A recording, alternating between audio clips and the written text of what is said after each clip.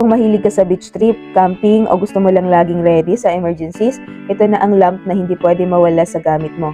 Ang Candle Saltwater Lamp. This light is so unique kasi saltwater lang ang kailangan. Yes, tubig na may asin lang or kahit seawater. Tapos iilaw na kaagad siya at magfo-float. No charging, no batteries, walang hassle. Sa beach, ang ganda niyang pang ambient light habang nagre-relax ka or nagbo-bonfire. Ilubog mo lang sa isang bowl na may seawater, instant aesthetic mood lightning. Sa camping, lifesaver siya.